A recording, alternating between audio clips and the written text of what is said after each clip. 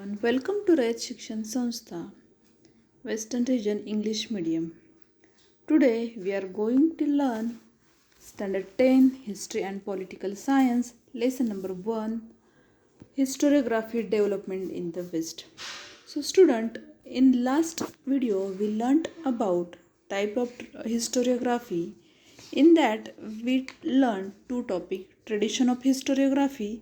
Second topic is modern historiography, and our third topic is development of scientific perspective in Europe and historiography. Today we are going to learn our next topic, that is notable scholars. Our first topic is René Descartes. It means our first scholar is René Descartes. Student, the contribution of many scholars are important in the development of historiography. Let us have a look at the contribution of the few notable scholars. So, René Descartes. The period of René Descartes is 1596 to 1650. René Descartes was the foremost among scholars who insisted on verifying the reliability of historical documents by critically examining them. Among the rules given by him in his book Discourse on the Method, the following is supposed to have a great impact on the scientific method of research. Never to accept anything for true till all grounds of a doubt are excluded. Our next scholar is Voltaire. The period of Voltaire is 1694 to 1778. Voltaire's original name was Francois Marie Araut. He was a French scholar, and he opined that, along with objective truth and chronology of historical events, considering social traditions, trade, economy, agriculture, etc., was also equally important in a historiography. It gave rise to the thought that understanding all aspects of a human life is important for history writing. Thus, it is said that Voltaire was the founder of modern historiography. Our next scholar is George William Friedrich Hegel. The period of Hegel was 1770 to 1831. Hegel was a German philosopher. He insisted that the historical reality should be presented in a logical manner. To him, the timeline of historical events was indicative of a progress. He also thought that the presentation of history is bound to change over time as new evidence would come forth. With Hegel's philosophy, many scholars were convinced that the historical methods were not of lesser quality, though they differed from scientific methods. The collection of his lectures and articles is published in a book entitled Encyclopedia of Philosophical Sciences. His book, Reason in History, is well known. According to Hegel, grasping the meaning of any event happens in terms of two direct opposites.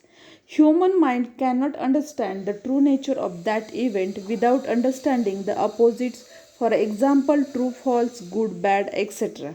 In order to understand the true nature of a thing, one needs to know both true and false, similarly, good and bad.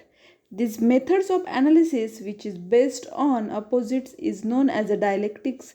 In this method, a theory is proposed at the beginning, which is called thesis. Then another theory is proposed, which is contrary to the thesis. It is called antithesis. After a thorough logical discussion of the both, a new thesis is proposed, which includes the gist of both the thesis and the antithesis. This process of arriving at the new thesis is called synthesis. Our next scholar, Leopold von Ranke. Historiography of the 19th century was greatly influenced by the thoughts of Leopold von Ranke of Berlin University. He spoke about the critical method of historical research. He put emphasis on the utmost importance of information gathered through original documents. He also stated that all types of documents associated with a historical event need to be examined with greatest care. He believed that with this method it was possible to reach the historical truth.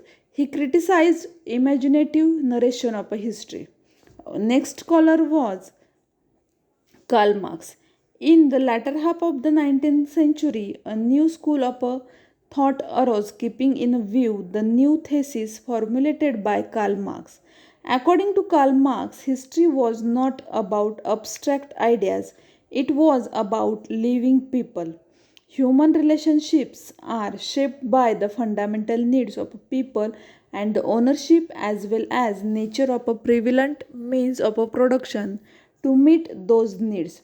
The accessibility of these means to the different strata of the society may not be equal. This inequality causes a division of the society into classes, leading to class struggle.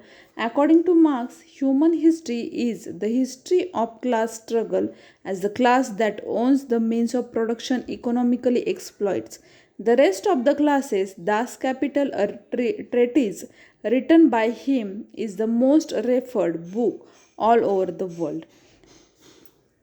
So, our next topic is Annals School. At the onset of the 20th century, a new school of historiography arose in France, which is known as the Annals School. Annals School gave a new direction to history writing.